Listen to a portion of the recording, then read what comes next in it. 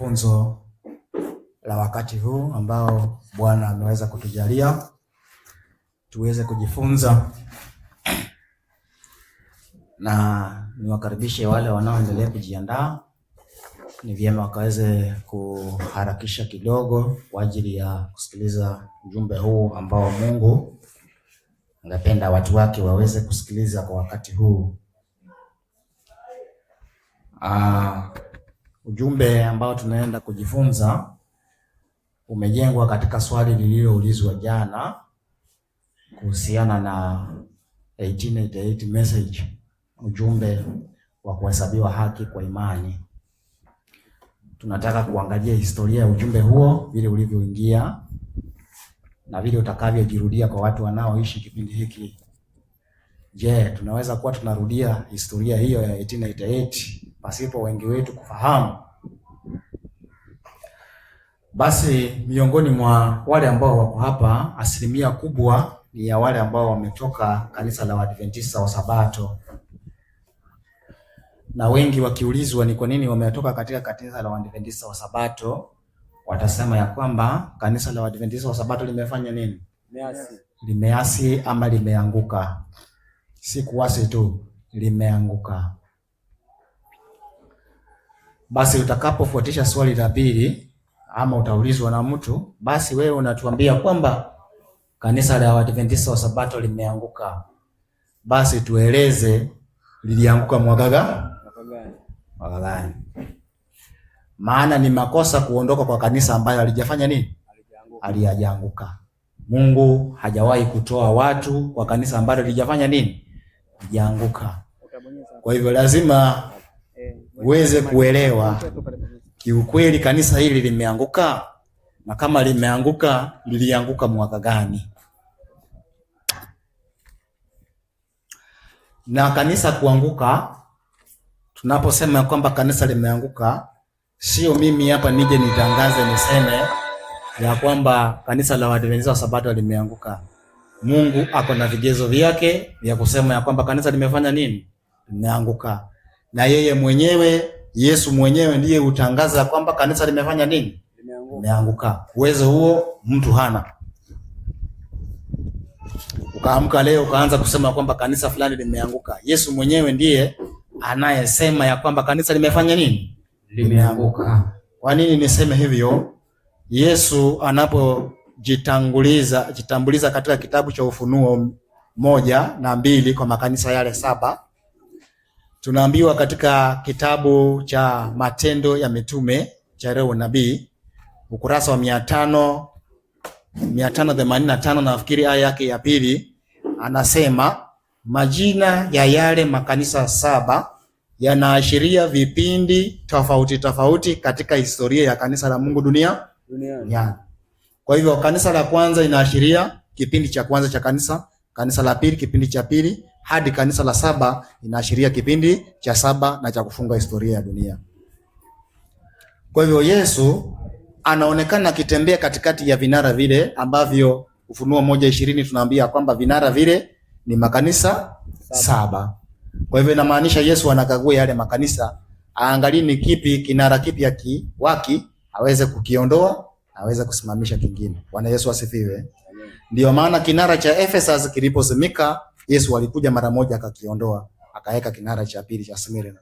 Smyrna ilipoenda akakiondoa, akaweka Pergamo, akakiondoa, akaweka Thyatira, akakiondoa, akaweka kingine mpaka vile tumefika cha 7.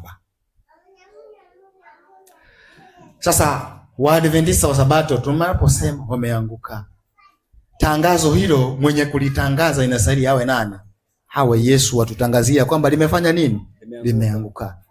Na kwa hivyo kuna kipindi ambacho kinafikia, alafu Yesu anafanya nini? Anatangaza na anasema kanisa hili limefanya nini? Limeanguka. Kwa hivyo watu wafanya nini? Watu waanze kuondoka. Bwana Yesu asifiwe. Amen. Wale ambao wataondoka kabla lijaanguka, makosa, watakuwa wanatengeneza chochote? Hapana. Inamaanisha wale ambao watakaosikia sauti ya Mungu ikisema limeanguka, basi wanaondoka na Yesu, kwa sababu Yesu atakuwa anaondoka katika kanisa lililoanguka, na kwa hivyo anawaongoza watu wake kuondoka katika kanisa lililofanyaje? Lililoanguka. Sasa tunazungumzia kuhusu kanisa la Waadventista wa Sabato ni lini lilianguka na lini watu wanastahili watoke.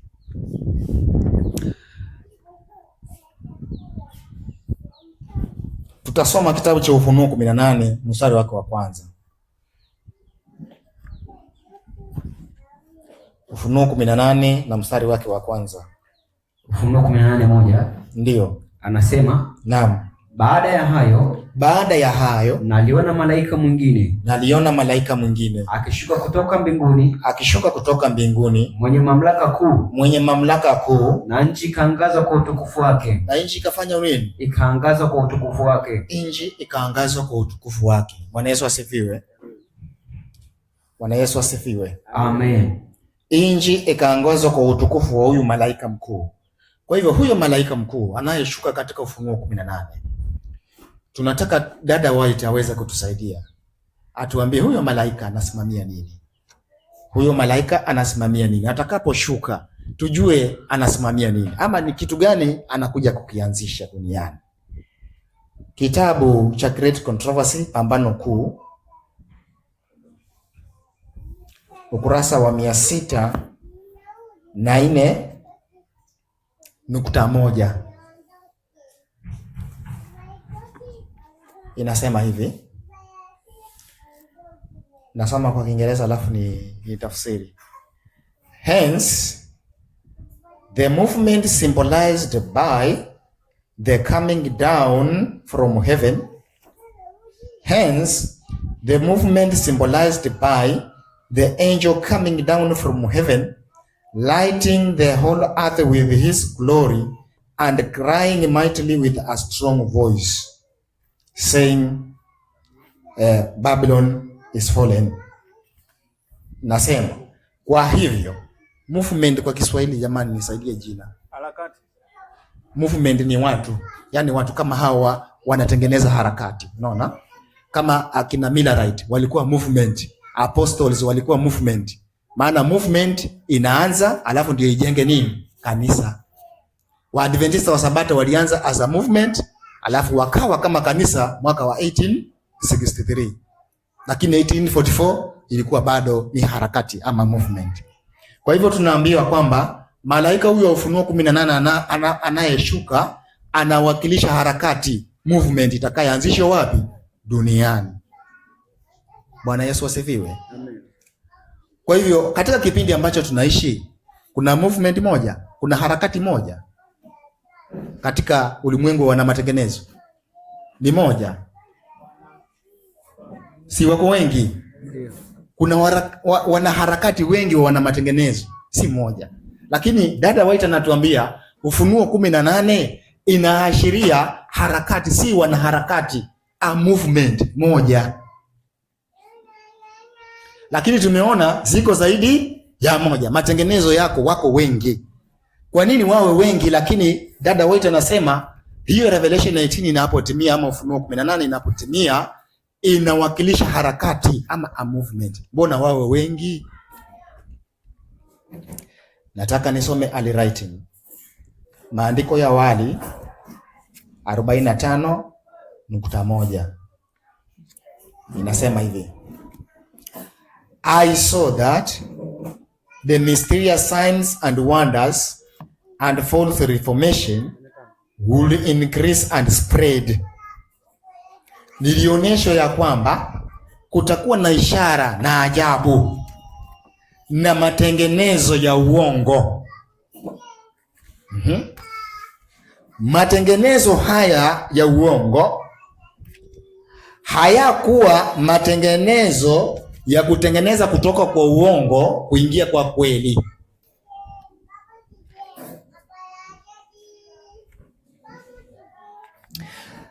Malaika aliyekuwa akiandamana nami aliniambia, angalia vile nyoyo za watenda dhambi ambavyo vile zilivyo. Kwa hiyo dada White anatuambia matengenezo yatakuweko mengi, lakini haya matengenezo si ya kutoka kwa uongo na kuwaingiza watu katika kweli. Kwa hivyo tumeona Ufunuo 18 wana matengenezo ni kikundi kimoja ama harakati moja, lakini kwa nini wawe wengi? Dada White alionyesha ya kwamba kumbe wako wengi. Kwa sababu gani? Matengenezo yao si ya kutoka kwa uongo kuingia kwa nini? Kwa ukweli. Inamaanisha mjumbe huu wa Ufunuo 18 anaposhuka anatengeneza watu kuondoka kwa uongo kuwaleta katika kweli. Bwana Yesu asifiwe. Amen. Wanaondolewa katika uongo, wanaletwa katika kweli. Kwa hivyo hata wewe uliyoko hapa yafaa ujiulize, nipo hapa ndiyo, lakini jukumu kubwa la hapa ni kuwaondoa watu kutoka katika uongo kuwaleta katika kweli, ama ni matengenezo ambayo hayahusishi watu kuwaondoa katika uongo kuwaleta katika kweli. Kwa hivyo Ufunuo 18 ni ratili, ni kipimo cha kupima wana matengenezo wa kweli na wana matengenezo ambao si wa nini? Si wa kweli.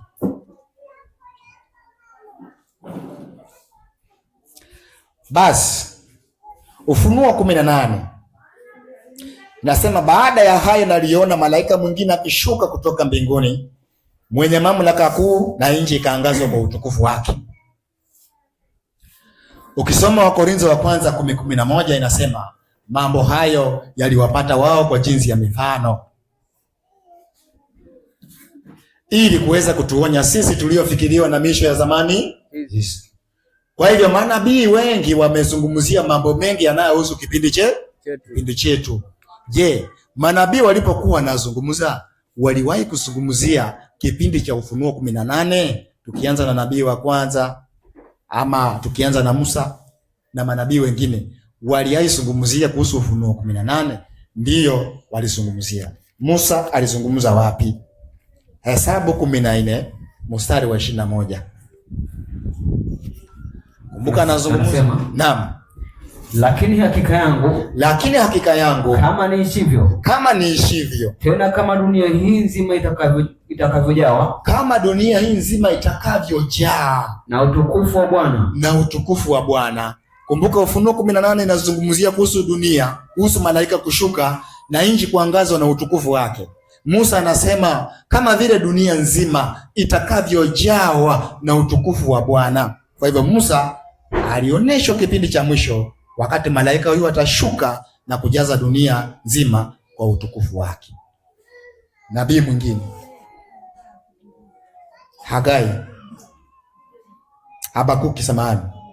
Habakuki 2 mstari wa 14. Habakuki 2 mstari wa 14 anasema, ndio, kwa maana dunia itajazwa maarifa. Dunia, wakati Habakuki anasema itajazwa, si imejazwa ama ilijazwa, itajazwa. Musa akasema itajazwa. Kwa hivyo wanakubaliana ndio ya kwamba itajazwa. Ndiyo. Kuna kipindi itajazwa. Ndiyo, maliza.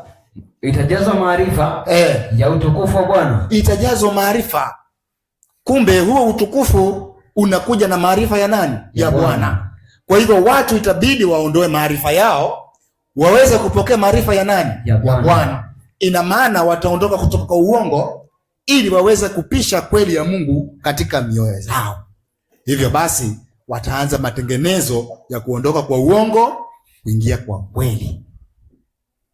Bwana Yesu asifiwe. Amen. So Ellen G. White amesema hivi ya kwamba Ufunuo 18 inaashiria harakati ya watu watakaosisimuliwa kufanya matengenezo. Isaya, wewe uliona nini katika Isaya 60 mstari wake wa kwanza? Anasema, ndio, ondoka uangaze, kwa kuwa nuru yako imekuja. Kwa kuwa nuru yako imefanya nini? Imekuja, ndio. Na utukufu wa Bwana umekuzukia. Na utukufu wa Bwana umefanya nini? Umekuzukia. Ufunuo 18, nikaona malaika mwenye nguvu akishuka kutoka mbinguni na nchi ikaangazwa kwa utukufu wa Bwana. Isaya anasema sasa wakati huo umefika. Ondoka sasa uangaze, kwa maana utukufu wa Bwana umefanya nini? Umekuzukia. Kwa hivyo lengo la huyo malaika kushuka kwa watu wake ni ili waende wakafanya nini? Wakaangaze maarifa kwa watu wasiomjua Mungu. Na kwa hivyo watakapoondoka na kuangaza, nini kinatokea baadaye? Isaya 2 mstari wake wa 2. Isaya 2:2. Isaya mstari wa 2. Ndio. Na itakuwa katika siku za mwisho, na itakuwa katika siku za mwisho, mlima wa nyumba ya Bwana, mlima wa nyumba ya Bwana utawekwa imara juu ya milima, utawekwa imara juu ya mlima, nao utainuliwa juu ya vilima, nao utainuliwa juu ya vilima, na mataifa yote, na mataifa yote watauendea makundi makundi, wataanza kuendea makundi makundi. Waislamu watauliza, iko wapi hii kanisa ya kweli tuingie? Wakatholika watauliza, iko wapi hii kanisa ya kweli tuingie? Nomino iliyoanguka watauliza, iko wapi? Watasema ndio ile imeinuliwa, na watakuja. Amen. Watakuja, watajaa, watakuja na mali zao, watakuja na hela zao, watasimamisha kazi ya Mungu. Bwana Yesu asifiwe. Tuko katika kipindi hicho sasa. Katika utukufu huu ambao unakuja kuangaza ulimwengu, Yesu alizungumzia nini kuhusu utukufu huo alipokuwa anawaacha wanafunzi wake na kuwaombea kwa Mungu? Utukufu huu ungefanya kazi gani? Yohana 17:22 na 23.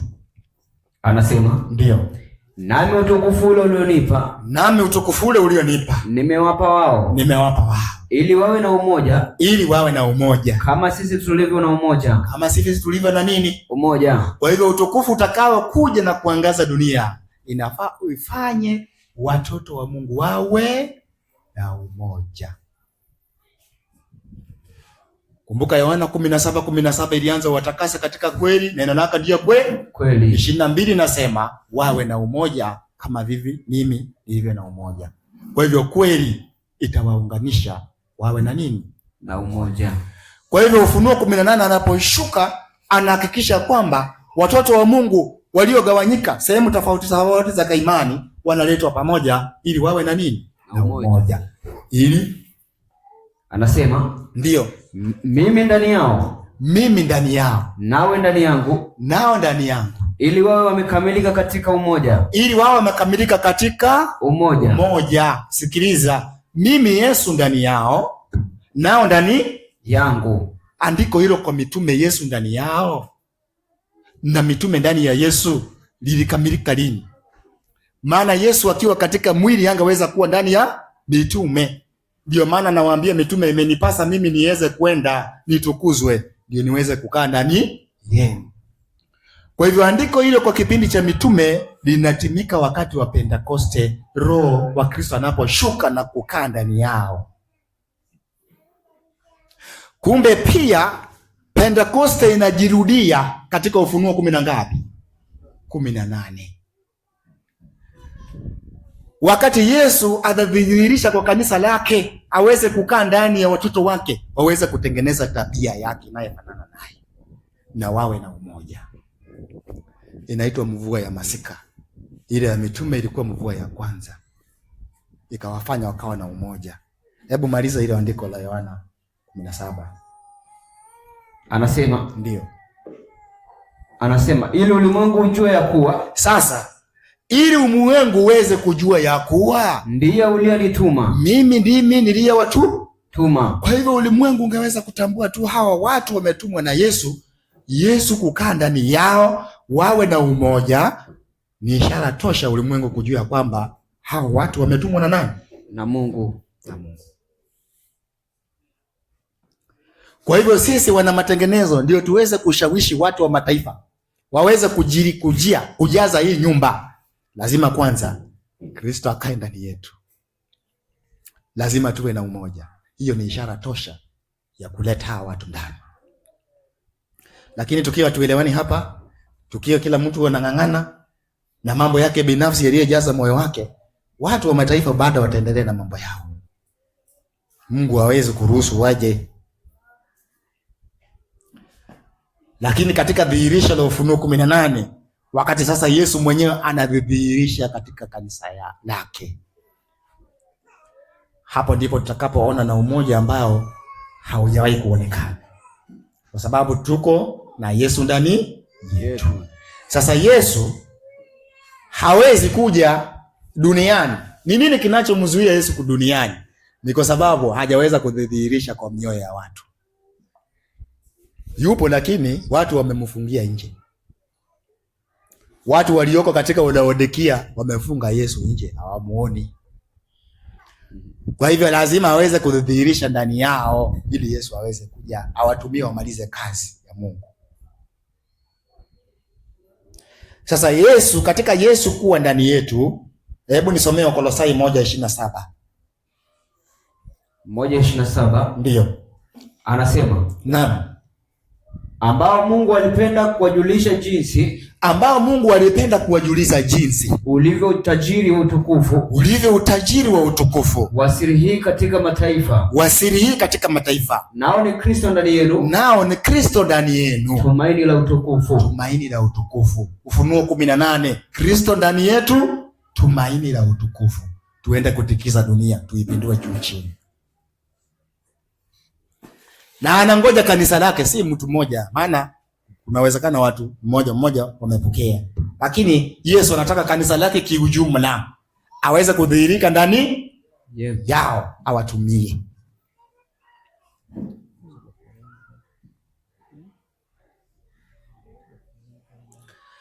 Sasa kwa nini Ufunuo 18 Yesu hakuja adhihirishe kwa watu wake?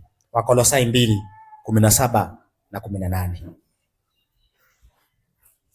Wakolosai 2:17 mpaka 18. Anasema ambao mambo hayo Wakorintho 2:3:17 na 18. Wakorintho wa pili 3:17 na 18. 3:17 anasema hivi, ndio. Basi Bwana ndiye roho. Walakini alipo roho wa Bwana, hapo ndipo penye uhuru. Hapo ndipo penye nini? Uhuru. Hapo ndipo penye nini? Uhuru. 18. Lakini sisi sote kwa uso usiotiwa utaji, tukiurudisha utukufu wa Bwana kama vile katika kioo, tunabadilishwa tufanane na mfano huo, toka utukufu hadi utukufu, kama vile kwa utukufu utokao kwa Bwana, ndio aliye Roho. Kumbe utukufu huo unaotoka kwa Bwana unatusaidia kuweza kubadilika, kutengeneza sura ya mwana wa Mungu.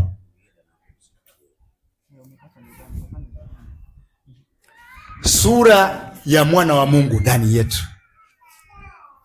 The image, sura ile ya mwana wa Mungu ndani yetu. Kumbe Ufunuo 18 unaandaa kanisa la Kristo liweze kuandaa sura yake vikamilifu. Bwana Yesu asifiwe. Sura ya Kristo. Ambie mwenzako, uko na sura ya Kristo? Sura ya Kristo uko nayo? Bwana Yesu asifiwe. Muulize, uko na tabia ya Kristo?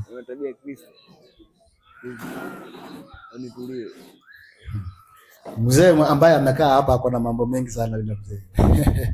Mzee wangu. Na watolea ushuhuda, yule ndio walioniita kutoka kule duniani. Yule mzee ambaye ako pale. Napenda sana kutembea naye. Amen. Kwa hivyo Ufunuo 18 ni Yesu anaandaa kanisa lake atengeneze tabia yake ndani ya. Sasa akisha kutengeneza tabia ndani ya kanisa, kanisa lifanye nini sasa? Mathayo 5:13 mpaka 16. Mathayo 5:13 mpaka 16.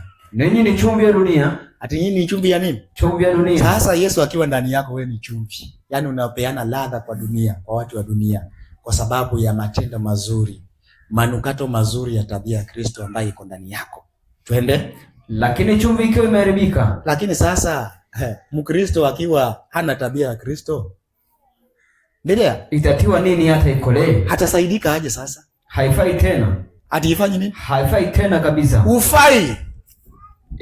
Ila kutupwa nje. Unakiri wewe ni mwana matengenezo na hata chembe ya kutengeneza kwenyewe haipo. Ufai kabisa. Na kukanyagwa na watu.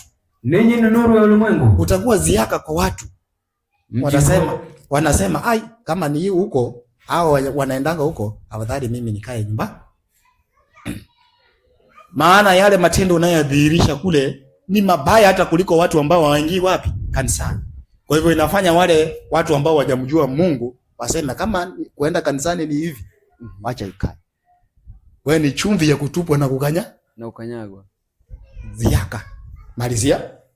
Ninyi ni nuru ya ulimwengu. Nyinyi ni nani? Nuru ya ulimwengu. Na Yesu alisema inji itaangazwa kwa nuru ya utukufu wake. Nyinyi ni nuru ya ulimwengu. Mji hauwezi kusitirika. Mji hautaweza kusitirika ukiwa juu ya mlima. Ukiwa juu ya nini? Ya mlima. Itakuwa siku za mwisho, mlima wa nyumba ya Bwana utawekwa imara juu ya nini? Ya milima. Ufunuo 18. Yesu ndani yetu, tumaini la wokovu. Ufunuo 18. Yesu ndani yetu, tumaini la wokovu.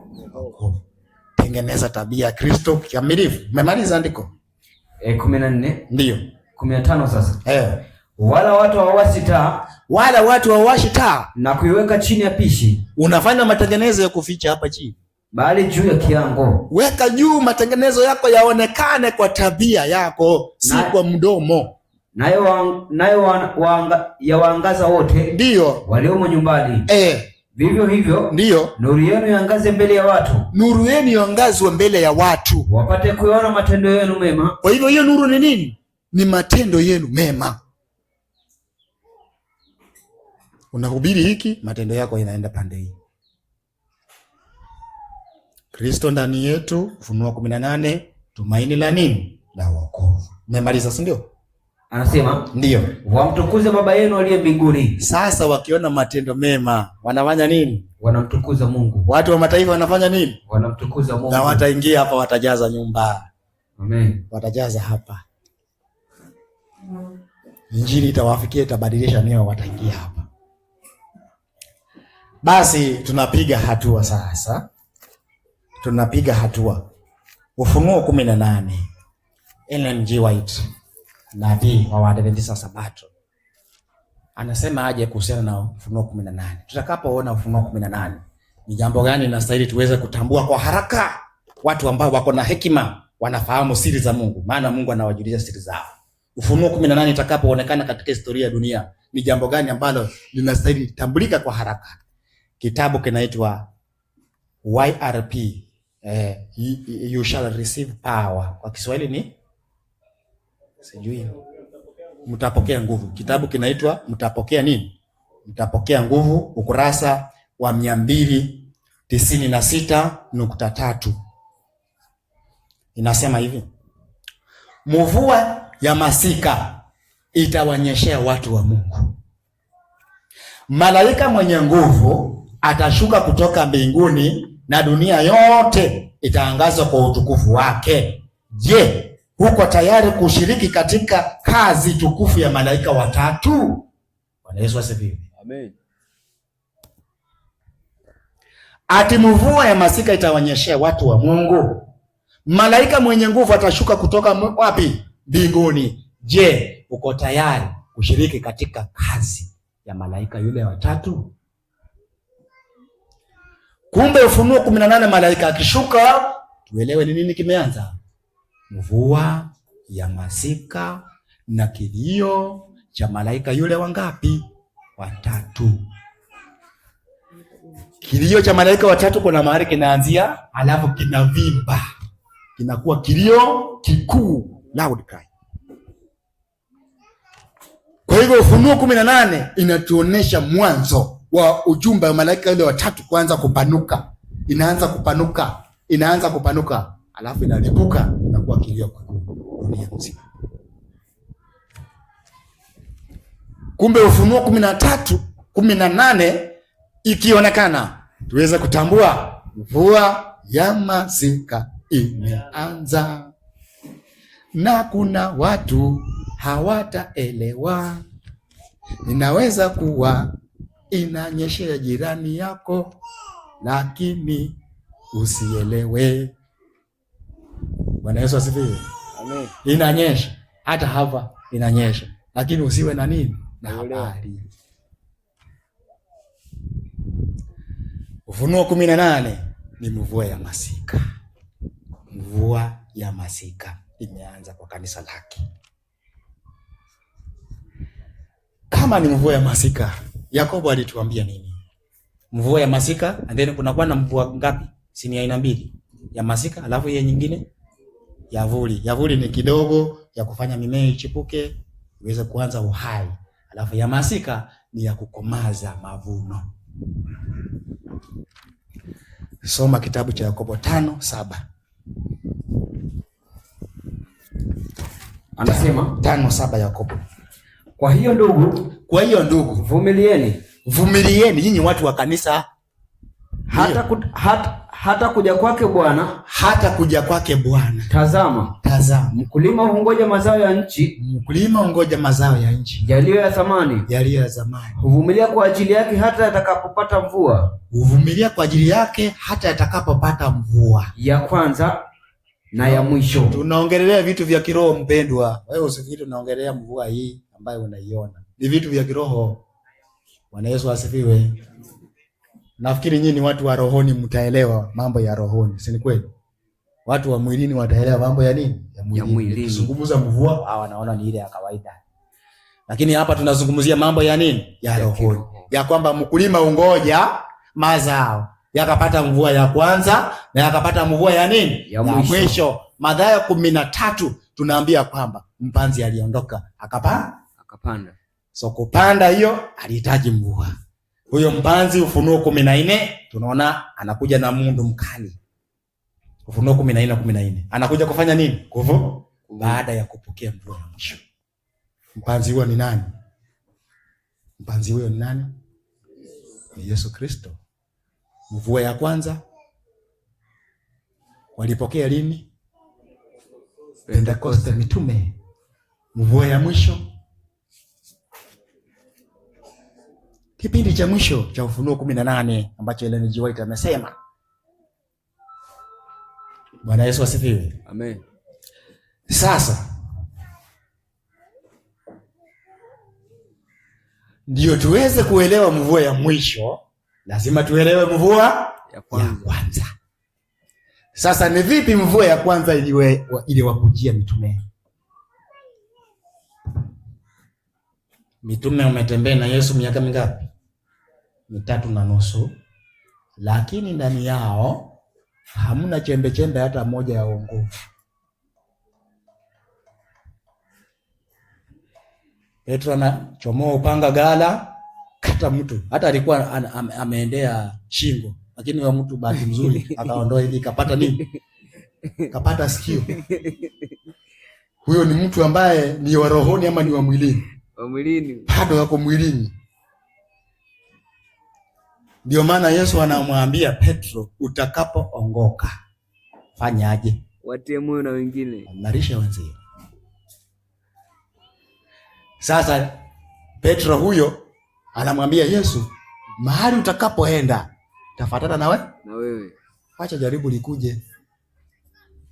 Yesu ako kule, Petro ako nyuma. Fuata polepole hivi. Akakuja akafika baadaye, akakaribia baadaye. By the way, Petro anasimamia historia ya watu wanaoamini ujumbe wa malaika wangapi? 3. Hizo hatua 3 alimkana Yesu mara ngapi? Kana ujumbe wa malaika wa kwanza, ujumbe wa malaika wa pili, ujumbe wa malaika wa 3. Na kukana kwa Petro mara ya 3 alimkana akiwa karibu na nini? Na moto. Ujumbe wa malaika wa 3 uko karibu na moto. Moto katika Biblia ni nani? Nami ndawabatiza kwa maji na moto. Ni Roho Mtakatifu. Kwa hivyo ujumbe wa malaika wa 3 ndio utapokea mvua ya mwisho. Kwa hivyo kuna watu wataendelea kumkana hata mvua wakati inanyesha masika. Wanakana ujumbe wa malaika wa 3. Kwa hivyo Petro hakuwa ameongoka. Sasa kama hawakuwa wameongoka, hapo wanamkana Mungu, wanamkana Yesu mwana wa Mungu, si ndio? Lakini Petro alipoanza kuhubiri Injili akashikwa, akaambiwa na tunataka kusurubisha. Aliogopa? Alikimbia? Alisema nini? Usinisurubishe vile bwanangu mlivyokusurubisha. Mimi nisurubishwe miguu juu kichwa chini. Amekubali. Swali, badiliko hilo lilitokea wapi? Limetoka wapi? Pentekoste, walipopokea Roho. watu wakaongoka. Sasa katika Pentekoste hiyo tuangalie historia yake kidogo. Matendo ya Mitume 2 mstari wake wa kwanza. Wacha nisome Biblia ya Kiingereza maana pia tunapotegemea Biblia ya Kiswahili imefanyiwa mambo mengi katika utafsiri. Naona kama Mungu Mwana ipo katika Biblia ya Kiingereza. Haipo. Uko na Biblia ya Kiingereza ama wacha nisome. Matendo ya Mitume 2:1 inasema, and when the day of Pentecost was fully come, ya kwamba siku ya Pentecost ilipotimia vikamilika. Hapo unaposoma underline full come. Fully manake kabla hiyo Pentecost, manake Pentecost ilianzia hapo penye wako katika chumba kuu ndio inakuja full. Lakini kabla ya hapo kuna mahali tayari ilikuwa imeshafanya nini?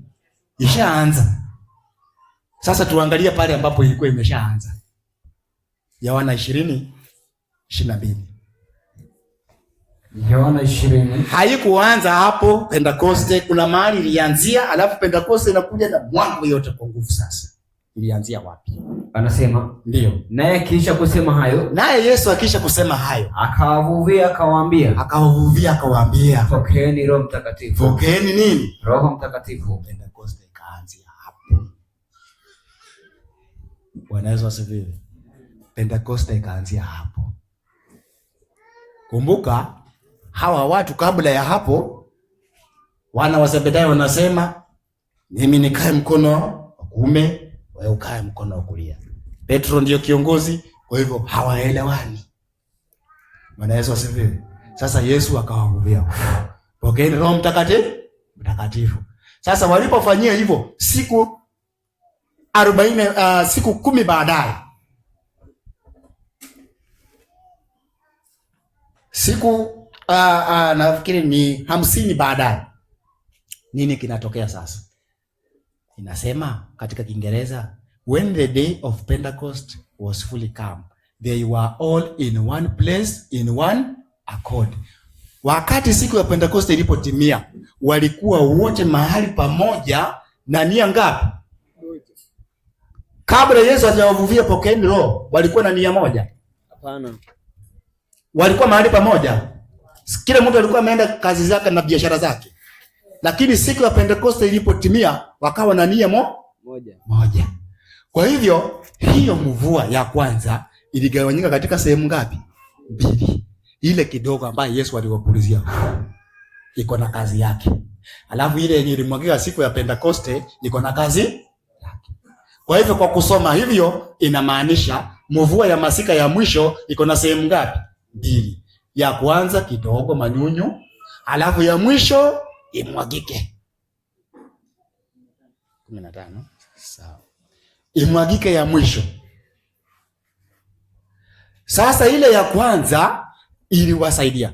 Yesu alipowavuvia hiyo, pokeeni Roho Mtakatifu, badiliko gani ambalo sasa walipata?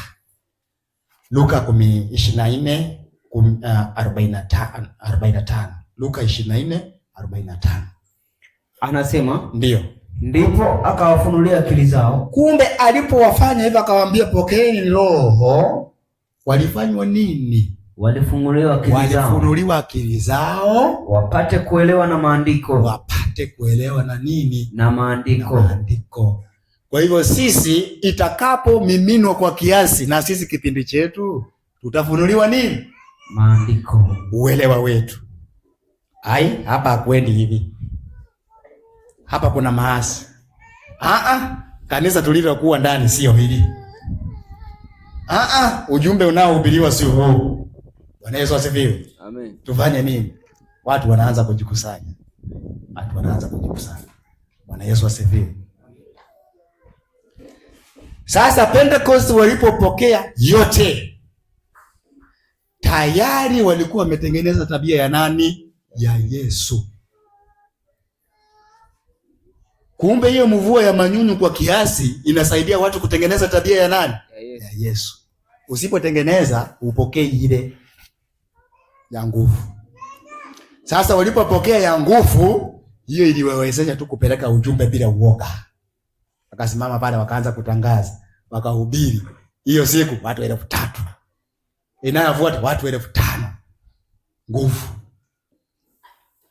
Kwa hivyo wale ambao wanangojea mvua ya masika baadaye na hawatumii ya kiasi ya saa hii, upokei. Kilio kikuu usiki, utaibwa kando. Yule atatengeneza tabia ya Kristo maishani mwake ndiye atakayehusika katika mvua ya mwisho, apeleke kilio kikuu.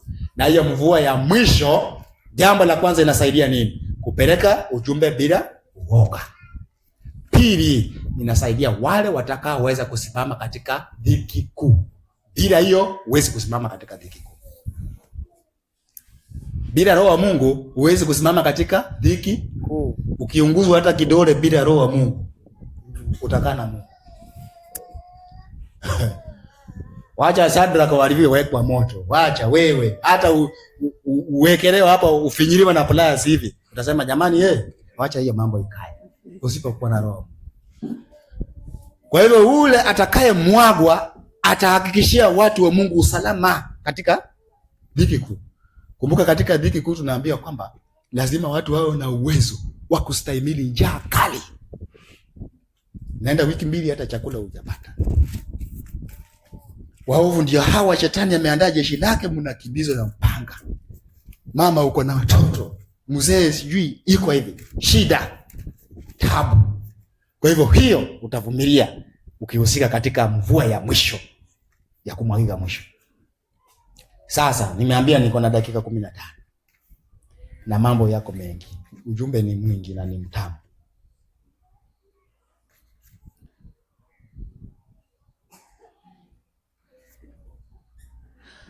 Katika kitabu kinaitwa 3SP. Roho ya unabii, gombo la 3. Ukurasa wa 243.1 inasema, tendo la Kristo kuwapulizia wanafunzi wake Roho Mtakatifu katika kuwapa amani yake lilikuwa kama matone machache kabla ya mai ya mvua, ama kabla ya siku ya Pentekoste. Tendo hilo la Yesu aliwaambia pokeeni, ilikuwa ni matone machache kabla ya mvua yenyewe kuweza kuonekana. Kwa hiyo pia sisi atatupatia matone kwa kipimo, alafu amwake.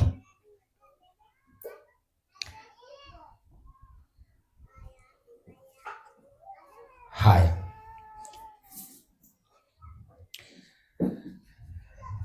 COL, Christ Object Lesson, vielelezo vya mafundisho ya Kristo, ukurasa wa 69.1.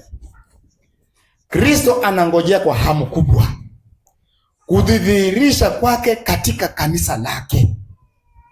Wakati tabia ya Kristo itakapoonyeshwa tena kikamilifu ndani ya watu wake, ndipo atakapokuja kuwadai kuwa wake.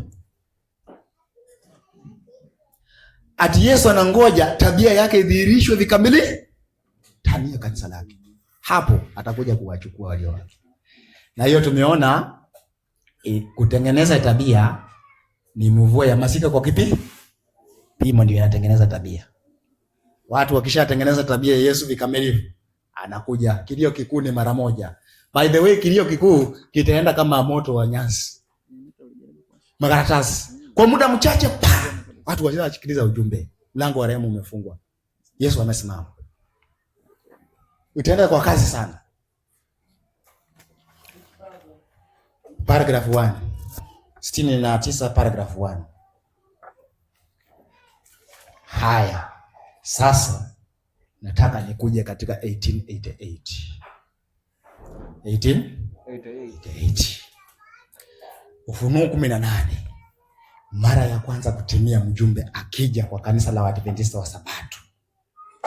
Alikuja kwa kanisa la Waadventista wa Sabato mwaka wa 1888. Ninasoma kitabu hiki kinaitwa 1888 Material. Sijui kwa Kiswahili itatafsiriwaje. Kuna kitabu kinaitwa 1888 Material. Wangapi wamaye kisoma? Sasa tutafsirie kwa Kiswahili ndio wale ambao wajui wakielewa. binafsi nitaeleza ninavyoelewa mimi. Naam. Kwamba ni jumbe ambazo zilipatikana katika miaka hiyo. 1988. Ujumbe wa 1888. Sijui Kiswahili kama inatafutwa hivi itapatikana. Sawa, lakini wacha nisome ukurasa nimesema ni wa 1336.2 nasema. Bwana katika rehema zake kuu alituma ujumbe wa dhamani sana kwa watu wake kupitia kwa wazee Wagona na Jones. Ujumbe huu ulikuwa kuleta kwa uwazi zaidi mbele ya ulimwengu Mwokozi aliyeinuliwa dhabihu kwa ajili ya dhambi za ulimwengu mzima. Liliwakilisha kuhesabiwa haki kwa njia ya imani katika uhakika. Iliwaalika watu kupokea haki ya Kristo ambaye inadhihirishwa katika kutii amri ngapi? 10. Kwa hivyo wewe kama ni Mkristo na ujumbe wa kuhesabiwa haki kwa imani, amri una, hiyo ni ujumbe wa uongo. Kuhesabiwa haki ya Kristo katika kuzitii nini? Amri za Mungu. Hakuna haki ya Mungu ambayo inaweza patikana kwa wewe kuvunja amri za Mungu. Hakuna. Haya. Ukurasa wa 575.2 nasema, kutokuwa tayari kuacha maoni ya awali na kuukubali ukweli huu kuliweka kwenye msingi wa sehemu kubwa ya upinzani uliodhihirisha kule Minneapolis General Conference 1888 dhidi ya ujumbe wa Bwana kupitia ndugu Wagona na Jones. Kwa kusisimua upinzani huo, Shetani alifaulu kuwafungia watu wetu kwa kiasi kikubwa nguvu maalum ya Roho Mtakatifu ambayo Mungu alitamani kuwapa. Adui aliwazuia kupata ufanisi huo ambao ungewawezesha wao katika kuipeleka kweli kwa ulimwengu kama mitume walivyotangaza baada ya siku ya Pentekoste. Kumbe hawa jamaa walipozuia huo ujumbe wa malaika, ufunuo wa malaika 18 amekuja na ametumia wajumbe wake Jones na Wagona, wale viongozi maarufu wanaojulikana wakazuia huo ujumbe. Kumbe walizuia nini? Nguvu ambayo Mungu alikuwa amekusudia kuwapatia ili waende watangaze kilio kukuu. Vile mitume walifanya nini? Walitangaza. Wakazuia huo ujumbe. Sasa walipozuia, nini kilifanyika? Kitabu cha Hosea 5:15. Hosea 5:15 kwa upesi. Anasema nitakwenda zangu niparudie mahali pangu. Si unaona amekataliwa, mjumbe amekuja na alikuwa anashuka kutoka wapi? Mbinguni. Ufunuo 18. Sasa kwa sababu amekataliwa, anasema nitakwenda zangu niparudie mahali pangu. Hata watakapoungama makosa yao. Na kunitafuta uso wangu. Katika taabu yao. Watanitafuta kwa bidii. Mjumbe akarudi mbinguni na nguvu zake. Sasa aliporudi sasa, ni nini kilifanyika? Kitabu cha Jumbe Zilizochaguliwa, gombo la kwanza, ukurasa wa 68.3 inasema, haikuwa mapenzi ya Mungu kwamba kuja kwa Kristo kucheleweshwe hivyo. Mungu hakupanga kwamba watu wake Israeli watangetange miaka 40 jangwani. Aliahidi kuongoza moja kwa moja hadi nchi ya Kanaani na kuwaweka huko kuwa watu watakatifu, wenye afya njema na wenye furaha. Lakini wale ambao ilihubiriwa kwao kwanza hawakuingia kwa sababu ya kutokuamini na manung'uniko yao. Kwa hivyo vile Israeli walizunguka pale kwa kutokuamini jangwani miaka ngapi? 40. Ndivyo Israeli sasa ya kiroho ilianza kuzunguka jangwani. Bwana Yesu asifiwe. Kwa sababu walikataa ujumbe. Waadventista wakaingia jangwani sasa. Kufikia 1888 uasi haukuwa umeonekana ndani ya dhehebu la Waadventista wa Sabato. Lakini kuanzia hapo akina Kedo wanaanza kuinuka, mambo yanaanza kuinuka. Lakini kabla ya hapo,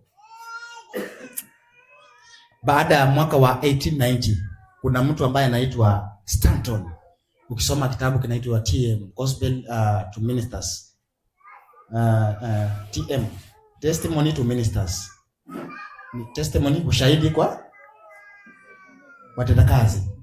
Sasa huyu Stanton alianza kuinuka, alichapisha kikaratasi kinaitwa Loud Cry. Akaanza sasa kusema, kwa sababu hao watu walikataa ujumbe nini, kanisa la Waadventista limekuwa nini? Babeli. Bwana Yesu asifiwe. Ndio nukuu ambayo Nomine inatumia mpaka saa hii.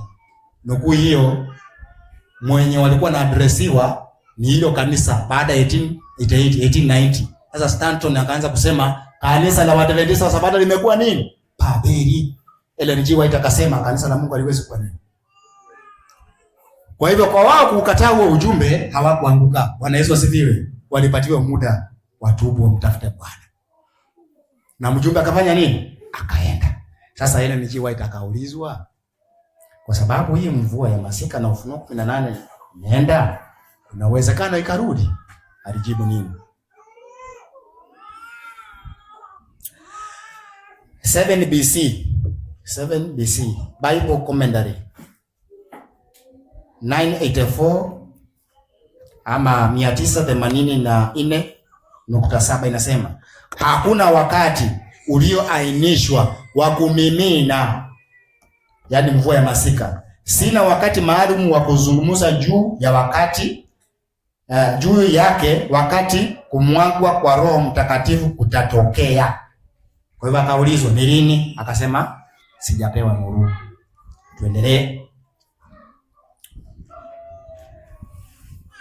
NS Life Sketches kwa Kiswahili sijui itakuwa vipi. Life Sketches kwa Kiswahili 411.5 anasema hivi: sasa linakuja neno ambalo nimetangaza kwamba New York itafakiriwa mbali na wimbi kubwa la maji. Hii sijawahi sema. Nimesema nilipokuwa nikitazama majengo makubwa yanayopanda huko New York, ghorofa baada ya ghorofa. Ni matukio ya kutisha ya namna gani yatakayotokea wakati Bwana atainuka kuitikisa dunia kwa kuogofya. Kisha maneno ya Ufunuo 18:1-3 ndipo yatakapoweza kutimia. Bwana Yesu asifiwe. Nabii akatuachia ishara na kwamba tutakapoona hiyo ishara tujue ujumbe wa Ufunuo 18 umefanya nini? Umetimia. Ishara ilikuwa wapi? Marekani. Marekani yote? Hapana. New York City. Magorofa yote? Hapana. Magorofa marefu. Kuna kipindi magorofa marefu yamezamishwa chini New York City. Mwaka gani? Mwaka 2000. Na nabii alisema tutakapoona tukio hilo tujue nini? Ufunuo 18:1-3 imefanya nini? Imetimia. Kwa hivyo 2001 malaika alirejea. Bwana Yesu asifiwe. Na aliporejea alirejea na ujumbe gani?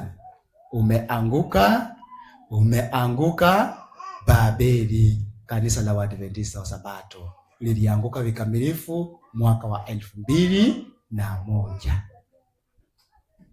Kwa nini?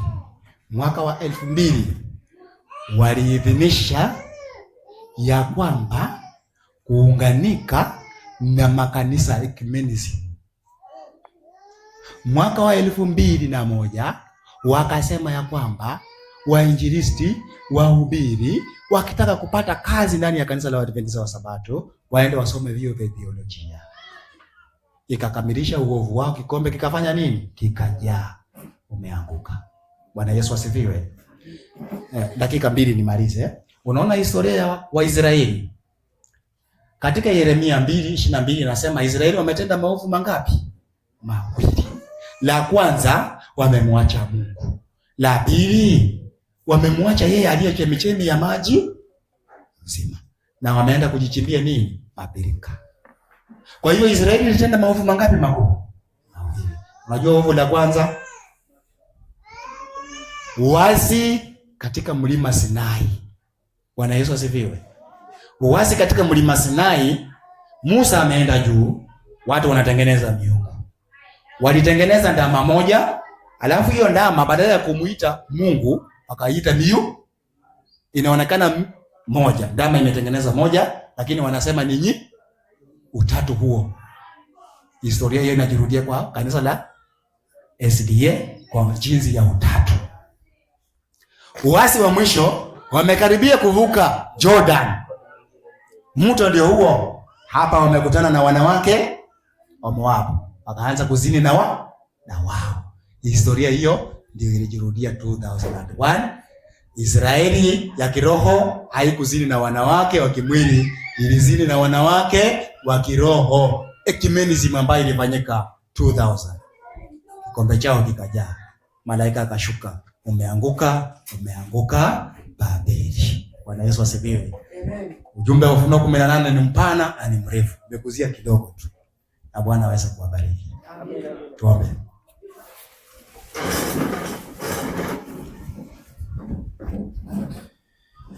Baba, katika jina la Yesu Kristo, utukuzwe na uhimidiwe milele zote, kwa kuwa wewe ndiye mwenye maarifa na hekima yote, na unamjalia yoyote unayomjalia.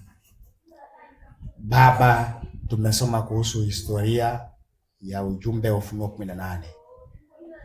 Watu wako, kanisa lako lilikataa ujumbe huo mwaka wa 1980. Lakini ukarudi tena na ukawapata katika hali ambayo ni mbaya ya Laodikia, na kwa hivyo ukalitema kanisa la nomina. Lakini umewaandaa watu ambao wanarudi katika jukwaa la ukweli. Baba, wajalie katika kipindi hiki cha mvua ya masika kwa kipimo, tabia yako ikajengeke ndani ya mioyo yetu. Kwa maana nasi tusipobadilika, pia nasi tutatemwa nje, kila mmoja binafsi. Tusaidie wema na fadhili zako, lipanue kanisa lako na unabii ukaweza kutimia kwa ajili ya mapenzi yako. Katika jina la Yesu Kristo tunaomba na tunaamini. Amina.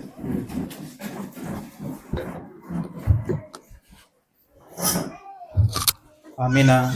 Mungu akubariki sana mhubiri wetu Collins wa Malika. Nadhani tumebarikiwa sana. Amina. Basi nitaomba wimbo mmoja kabla ya kumkaribisha mtumishi mwingine atupe somo. Karibuni waimbaji kwa ajili ya wimbo mwingine mmoja.